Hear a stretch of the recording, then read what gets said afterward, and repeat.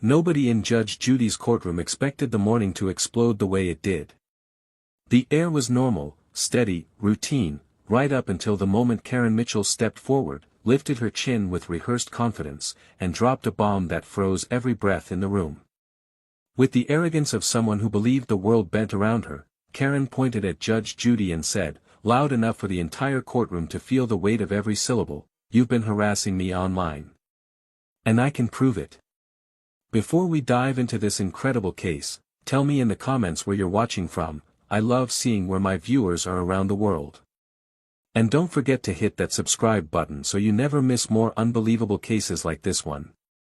Now, sit back, relax, and enjoy the video." A gasp rippled across the benches, a low, stunned wave that seemed to suck the oxygen from the room. Even the bailiff blinked like he hadn't heard her correctly. Because in this courtroom, attacks happened, accusations happened, but accusing Judge Judy of stalking and harassing a defendant online? That was different. That wasn't just disrespect. It was a direct strike at her integrity, her reputation, and everything she had built over decades. Judy didn't snap. She didn't bark back. She didn't raise an eyebrow. She just sat there.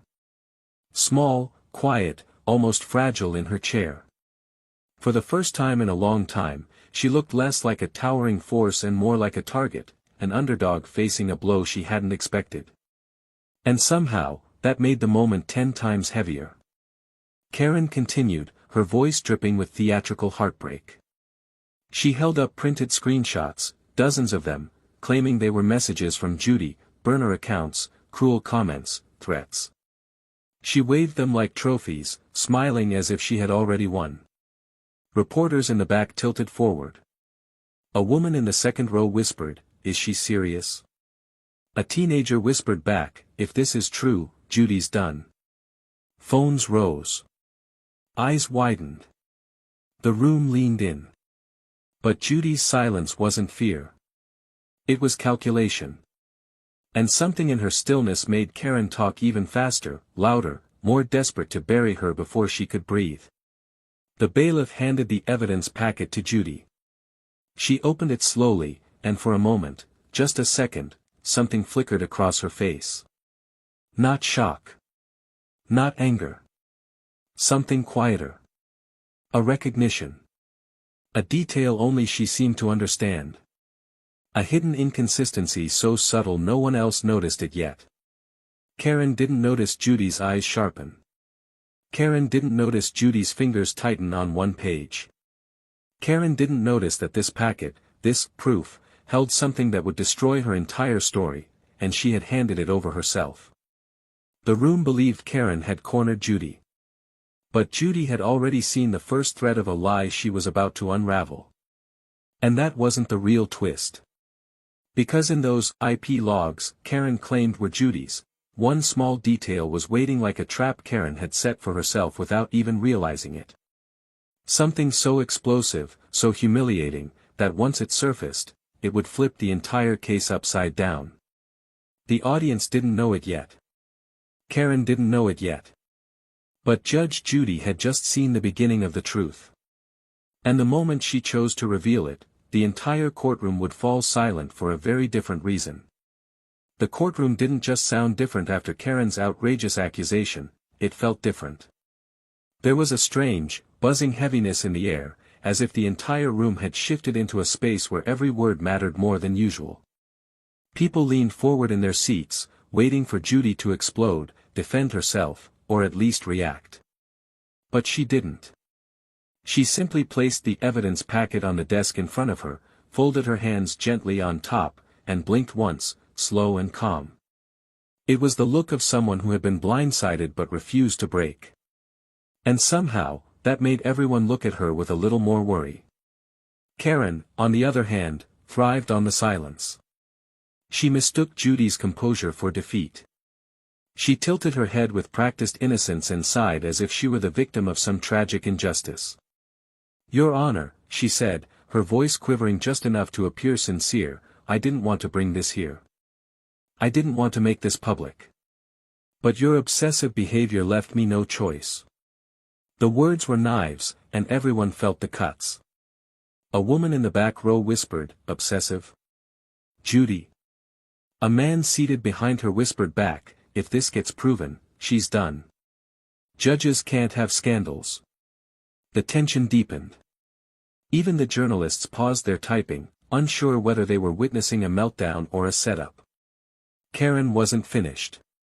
She stepped closer to the bench, making sure she was the center of attention. These messages, she said, waving the papers again, came from accounts that used the same IP address linked to Judge Judy's home.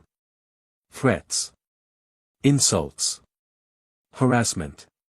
She pressed a dramatic hand to her chest. I've lived in fear for weeks. I couldn't sleep. I couldn't think. Her performance was flawless, until she spoke too much. And every message came at the exact times Your Honor was online, she continued, and you know that's traceable.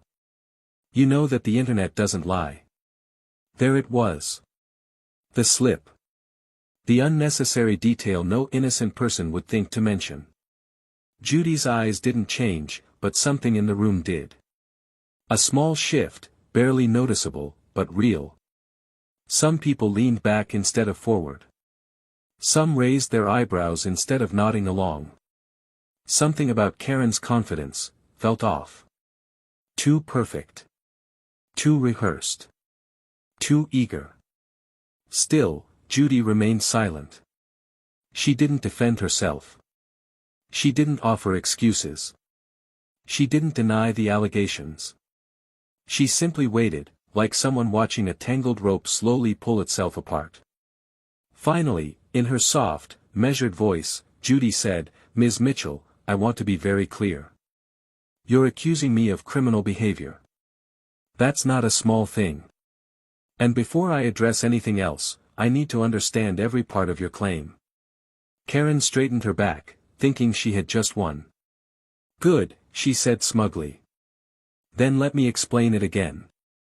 You harassed me. You stalked me. You commented under fake names. You even followed my daughter's account. I traced the IP addresses myself. I have everything documented. Judy nodded slowly. She didn't challenge the tracing claim, though half the courtroom already suspected Karen wouldn't know the difference between an IP address and a house key. Judy simply asked, and how exactly did you verify these addresses? Karen opened her mouth, then closed it. A fraction of hesitation. A tiny pause. But in a courtroom, a pause is louder than a scream. I used a tool, she said finally, the softness of her voice revealing cracks under the surface. An online tracker. Anyone can use it. It's not complicated. This time, it wasn't just whispers. There were chuckles. Small, disbelieving breaths. The kind of sounds people make when someone's story begins to wobble. Judy nodded again. And then, in the quietest, most underdog-like tone imaginable, she asked, and these logs, were they examined by an expert? No, Karen snapped. I'm the victim. I don't need an expert. I know harassment when I see it. I know what you did. The room tensed again, split between pity for her and suspicion of her. Judy didn't raise her voice. She didn't get defensive. She simply picked up the papers, glanced at them again, and looked back at Karen. Ms. Mitchell, she said gently. You submitted these printed logs to the court. That means they must be verified. Not by you. By someone who understands what they are. Karen's face twitched. You're trying to escape this, she shot back. You're trying to twist things. You think because you're a judge, you can intimidate me. Judy didn't respond. She didn't need to. The audience took care of that.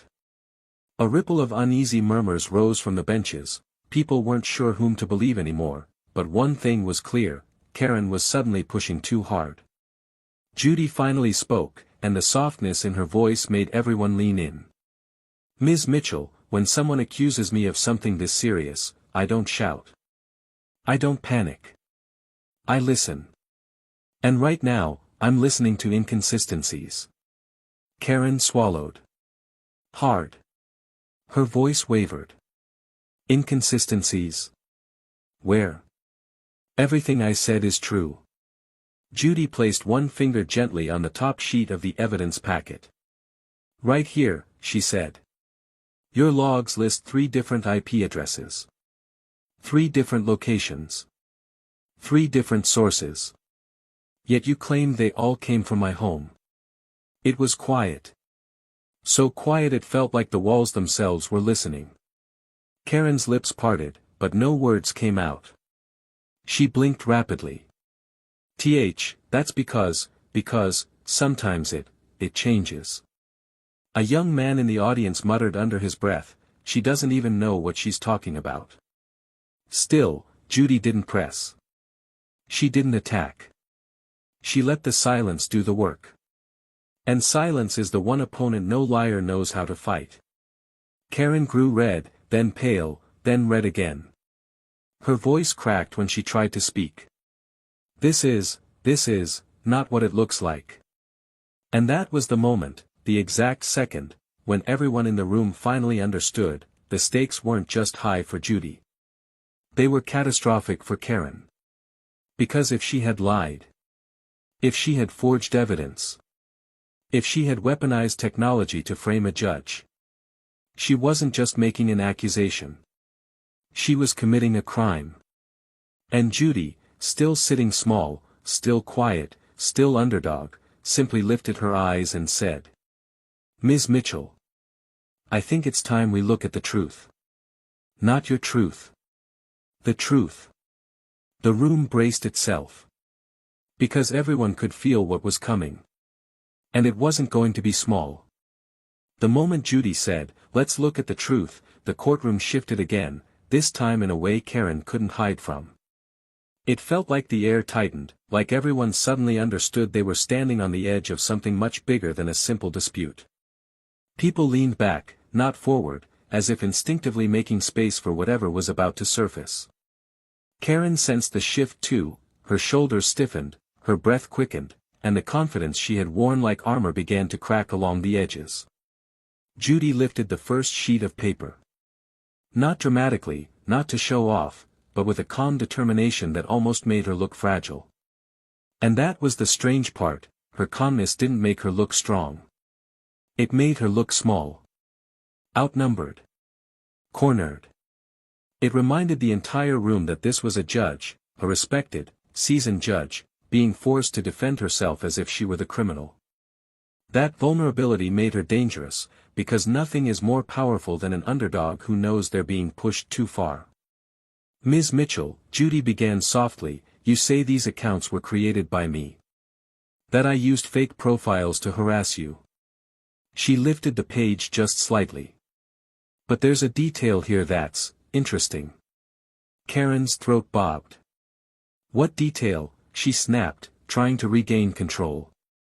Judy didn't look at her. She kept her gaze on the paper. Your screenshots show the accounts posting at times that conflict with the court's official schedule. Times when I was live on camera or physically in this courtroom. She set the page down gently. Are you suggesting I was in 2 places at once? The room stirred. A wave of uneasy murmurs traveled through the seats. The suggestion was absurd, but Karen didn't back down. You could have used a phone, she shouted. You could have stepped out, deleted it later, who knows? Judges do shady things all the time. If she had meant to sound exposing, she only sounded desperate. Judy raised her eyes now, not stern, but almost sad. Ms. Mitchell. I have never stepped out of this courtroom during the times you listed. She turned the paper toward herself again. And you know that. Because these messages conveniently stop the moment this courtroom adjourns for the day. A ripple went through the room, sharp, electric, immediate. Karen opened her mouth, but Judy continued before she could form an excuse. And then there's this. She lifted another sheet, this one the IP log Karen claimed linked everything back to Judy. This address doesn't belong to my home. It doesn't belong to any courthouse. It doesn't belong to anything connected to me. Karen blinked rapidly, lost. It's what the website gave me. Judy held up a hand. Not to silence her, but to steady herself. Her voice was still quiet, almost too gentle. This IP address belongs to a commercial VPN server. Do you know what that is? A woman in the third row gasped in recognition. A teenage boy whispered, "Oh no." Karen didn't speak. Judy continued, "A VPN is a service people use to hide their actual location. It masks where the user is. It's not tied to a home. It's not tied to a judge." She tapped the paper once, the sound echoing like a soft hammer. It could have been used by anyone. Karen's lips trembled. That's what someone like you would use to hide it. There it was, the final swing of a falling sword. But it didn't land. Because Judy didn't get angry. She didn't raise her voice. She didn't even look offended. She simply said, as quietly as someone revealing a painful truth, "Ms. Mitchell, these logs weren't generated by someone hiding. They were generated by someone who didn't understand how hiding works." The room leaned forward again. Karen snapped, "What are you trying to say?" Judy placed the papers flat on the desk and folded her hands on top of them. "I'm saying you submitted evidence you don't understand. Evidence that doesn't do what you think it does." She paused, letting her words settle into the bones of the room. "And evidence that contains some unusual consistencies." Karen swallowed hard. "What consistencies?" Judy tilted her head slightly, studying her, not as a judge examining a defendant, but as a person trying to decide whether to be disappointed or furious. "The usernames, Ms. Mitchell. The posting patterns. The timing. They all follow a rhythm." Her eyes narrowed just slightly. "Your rhythm." The courtroom let out a collective breath, one that felt like it had been held from the start. Judy gently tapped the top page. "Every break between messages. Every late-night post. Every early morning reply. They line up almost perfectly with your own social media activity." Karen froze. "Completely." "You see," Judy continued, her voice low and even, "whoever made these accounts knew your habits. Your schedule. Your sleeping patterns. Your posting times." Her voice dropped even lower. "Too well." Karen's mouth opened, but nothing came out. Her eyes darted around the room like she was searching for an exit that didn't exist. "And there's one more thing," Judy said softly, the room falling completely still. "A detail so small most people would miss it." She rested her finger on the bottom corner of the page. "The first login attempt for one of these accounts came from a device using the same browser extension you use. The same one you mentioned in your initial complaint. The one you said helps you track trolls." The silence that followed was a punch to the gut. Karen didn't blink. Didn't breathe. Didn't move. And that's when everyone realized. Judy wasn't fighting back. She was simply revealing the truth Karen had buried herself in. The room now knew, the underdog wasn't losing. She was watching her opponent unravel, thread by thread. For a long moment, nobody moved. Not the bailiff. Not the audience. Not even the journalists who were usually the first to react whenever something dramatic unfolded. The room felt suspended, like everything was hanging on the edge of a very thin thread, and Karen was the one holding it with trembling fingers. Her eyes darted from Judy to the papers on the desk, then to the watching crowd, as if silently begging someone, anyone, to rescue her from the hole she had dug for herself. But no one moved. No one even breathed too loudly. Judy kept her hands folded neatly in front of her, presenting no aggression, no victory, no pressure. Just calm, which somehow made her more dangerous. People underestimate the quiet ones, but silence can do what shouting never can. It makes the guilty hear themselves. "Ms. Mitchell, Judy finally said, her voice soft enough that the room had to lean into the quiet to catch it. I'm trying to understand something. You claim these accounts tormented you for weeks. That I used fake profiles to target you, repeatedly. She gently tapped the top of the packet. Yet every single message follows your own online patterns. Even down to the minute. Karen's face twitched. So. People have similar schedules. It doesn't mean anything. Judy shook her head slowly. No, Ms. Mitchell. Not like this. Not when the messages go silent every time you switch apps. Not when they reappear exactly when you return. Not when their typing patterns match your own. The audience erupted into low, stunned murmurs. Someone whispered, typing patterns. Someone else whispered back, she's done, she's completely done. Karen's chest rose and fell faster. Are you accusing me of creating my own harassment? She shouted, her voice finally cracking. You think I'd do that to myself? She jabbed a finger in the air. You think I'm that desperate? That pathetic? Judy didn't flinch. She simply asked, then why is your number listed as the recovery contact for one of the accounts? Gasps burst around the courtroom like shattering glass. A man in the back stood halfway up before sinking back into his seat. A young woman covered her mouth, eyes wide. Karen stammered, that's not my number. That can't be my number. You're lying. You forged that. But Judy didn't need to defend herself. The court clerk lifted the page Judy had referenced and read the digits quietly under her breath. She glanced at Karen, then back at the paper, then back again. And her eyes said everything the room needed to know. It was the same number Karen had written at the top of her complaint form. Her number. Her device. Her accounts.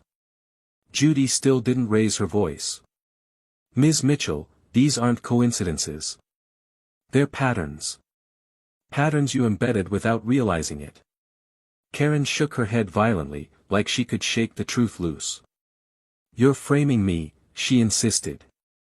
You're flipping everything around because you're scared of being exposed. That's what powerful people do. Someone from the gallery scoffed, she's the one who's exposed. Laughter followed, small, nervous, but real. And that's when it happened, the room's energy shifted. They weren't afraid for Judy anymore. They weren't even confused. They were turning, slowly, steadily, against Karen. Judy, still the underdog, still the one who had been attacked, didn't gloat. She didn't smirk. She didn't celebrate. She simply lifted the next sheet. The messages came from 3 separate states, she repeated, yet your phone records show you haven't left this city once in the last 8 weeks. Karen's jaw went slack. Her knees wobbled. The bailiff took a small step forward, not because she was a threat, but because she looked like she might faint. You can't use my phone records, Karen whispered, her voice shrinking. You can't, that's private, she fumbled over her own panic. Judy sighed softly. A tired, almost sympathetic sound. Ms. Mitchell, you submitted them into evidence when you printed these logs from your device. You opened the door. I merely walked through it. And that was when everything broke. Karen slammed her hand on the defendant's table. This is a setup, she screamed. Someone hacked me. Someone faked everything to make me look guilty. You're all being fooled. But her hysteria did nothing. The room wasn't buying it. Not anymore. Because Judy, small, calm, unshaken, had exposed too much of the truth for anyone to see Karen as the victim she pretended to be. A man in the front row muttered, she thought she was smarter than everyone here. A woman beside him whispered, but she didn't count on Judy staying quiet. Karen tried one last desperate angle, why would I do that? Why would I harass myself? What would I get from that? Judy finally looked directly into her eyes. Attention, she said quietly. Sympathy. A story where you're the victim, and I'm the villain. She paused. People do shocking things when they feel unseen. Karen's lips trembled, but no words came out. And, Judy added softly, sometimes the truth comes from the place you least expect. Karen opened her mouth again, but nothing came, no lie, no excuse, no fabricated explanation. The only sound was the quiet tremble of her breath. The underdog had shifted the entire courtroom, and she had barely spoken above a whisper. The courtroom felt different now, like the walls themselves were leaning in, eager to hear what came next. Karen's panic was starting to fill the room, thick and frantic, while Judy's silence made everything feel colder, sharper, more focused. It wasn't that Judy was winning. No, it was something quieter, something more unnerving. Karen was losing herself. Judy placed the packet down again, but this time she didn't look at Karen. She took a measured breath, and that breath alone pulled every eye back to her. She seemed smaller than the chaos around her, small enough that a stranger walking in might mistake her for someone cornered. But the courtroom now understood something Karen didn't. Judy's quiet wasn't weakness. It was control. "Ms. Mitchell," Judy said, her voice soft but steady, "your logs say these accounts were created from my home." She paused. "But the court's digital specialist examined the packet you submitted earlier this morning. He found something unusual." Karen's head snapped up. "What specialist? Who are you talking about?" Judy didn't raise her voice. "The same one who analyzes metadata for fraud cases. He was already in the building today for another hearing." Karen's lips parted, trembling. I never agreed to that." "You submitted evidence," Judy said calmly. "Verification is automatic." A wave of murmurs moved across the room. Karen swallowed. Judy lifted the specialist's report, a slim, simple page, yet somehow heavier than a gavel. "This report traces the first login attempt for one of these accounts."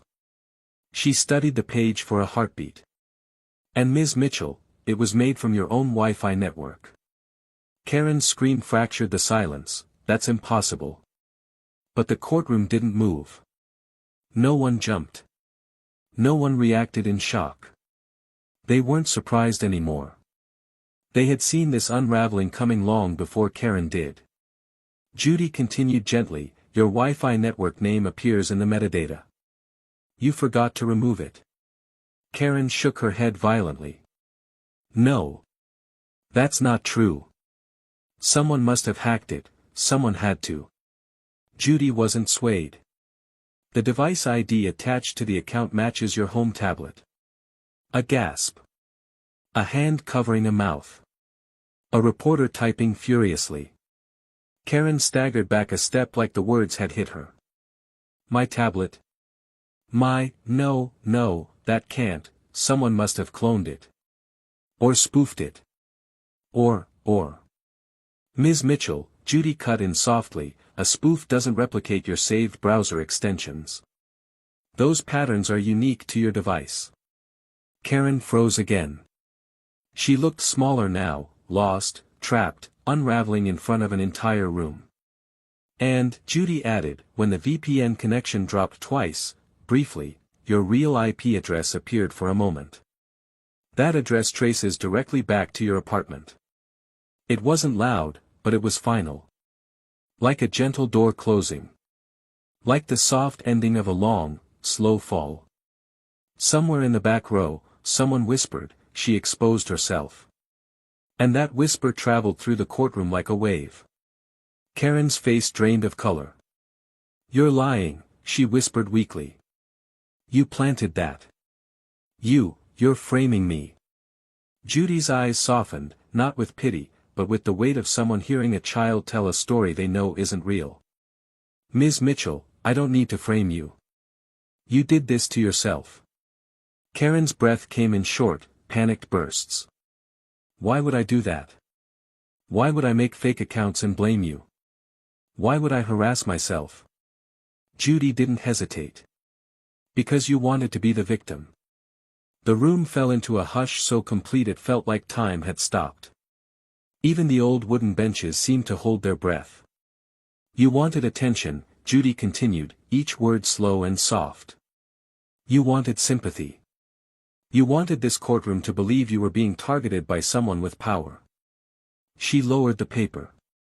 And you thought no one would question it because the accusation was so large. Karen staggered, her knees nearly gave way. No, no. That's not what happened. She looked at the audience, begging.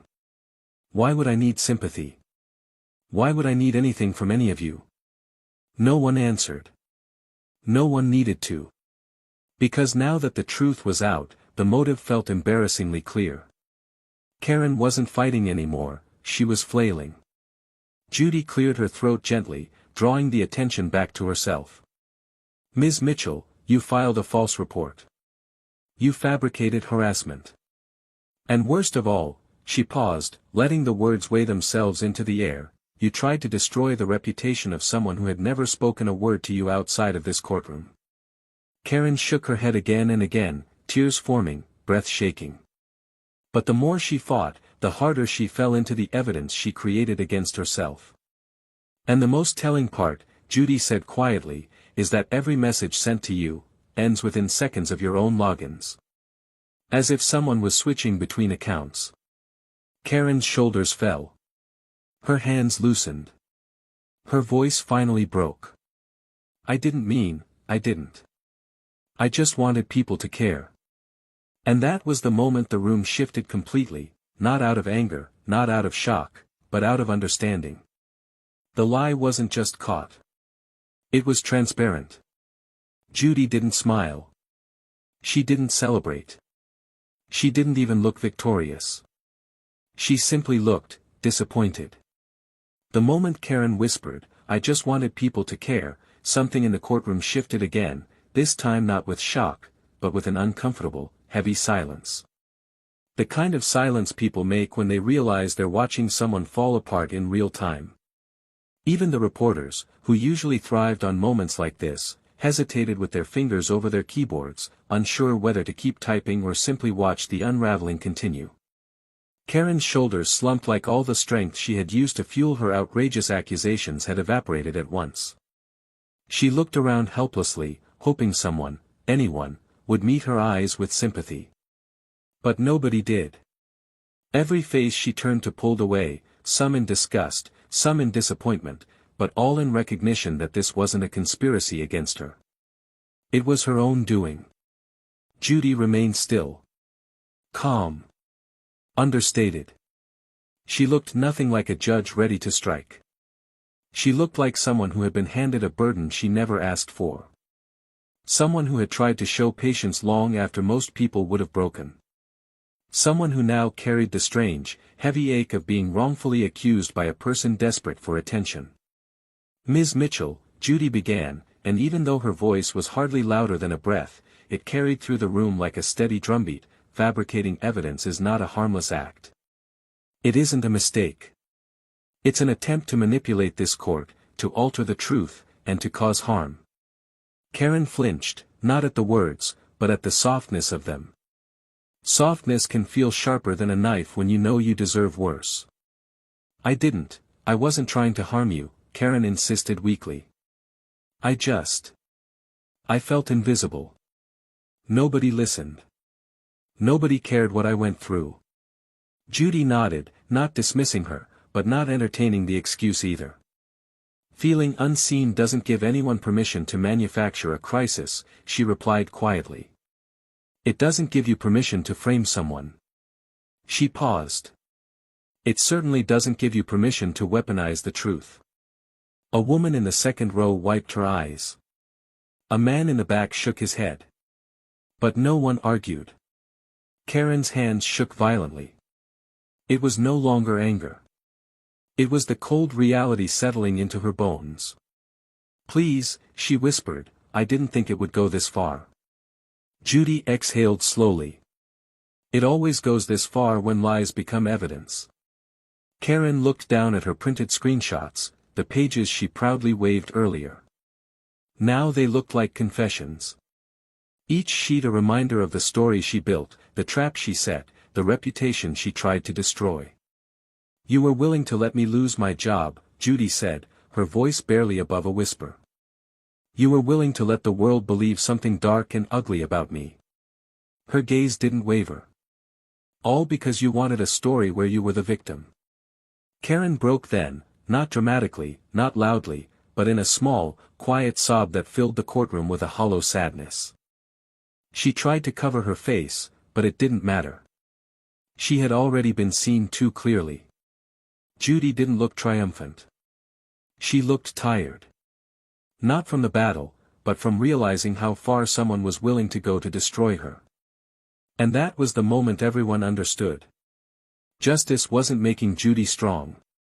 The truth was simply allowing her to stand. The courtroom sat in a heavy, breathless stillness as Karen's quiet sobs faded into the background. People weren't angry anymore, they were stunned by how calmly Judy had handled every blow, stunned by how Karen had trapped herself in her own lies, stunned by the quiet dignity that had carried Judy through a storm meant to destroy her. It was the kind of moment where the truth didn't need volume, only space. And Judy had given it plenty. When Judy finally spoke, her voice was steady. Not triumphant, not bitter, just steady. "Ms. Mitchell," she said, "you didn't just file a false accusation. You weaponized the court. You falsified evidence. You attempted to stain the reputation of someone who had never wronged you." Her words were slow, controlled, and somehow heavier than any sentence she had ever delivered. That is not something this courtroom takes lightly. Karen didn't lift her head. She couldn't. Her entire world, built on attention, dramatics, and manufactured pain, had collapsed into something she couldn't hide from anymore. The audience watched her the way people watch a fire that's finally burned itself out, with caution, with sadness, and with the quiet realization that destruction always consumes the one who started it first. Judy continued, "This court finds your claims to be intentionally fabricated." She paused, letting the weight sink in. "You will pay a fine for submitting falsified evidence. You will complete mandatory digital behavior counseling. And," she glanced at the papers on her desk, then back at Karen. "You will issue a formal, public apology for attempting to defame this court." A wave of gasps swept across the room, not because the punishment was harsh, but because it was fair. Perfectly fair. Judy had not lashed out. She had not humiliated Karen. She had simply held her accountable, the way a true leader should. Karen's voice cracked as she whispered, "I'm sorry." It wasn't loud. It wasn't brave. It wasn't even fully sincere. But it was broken, and breaking was the first step toward truth. Judy didn't respond. She didn't need to.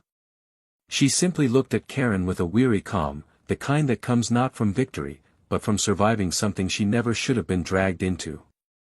Then she turned to the courtroom, her gaze sweeping over the faces that had witnessed every second of the unraveling. "Let this be a reminder," Judy said softly, "that the truth doesn't need to shout. It doesn't need to create chaos.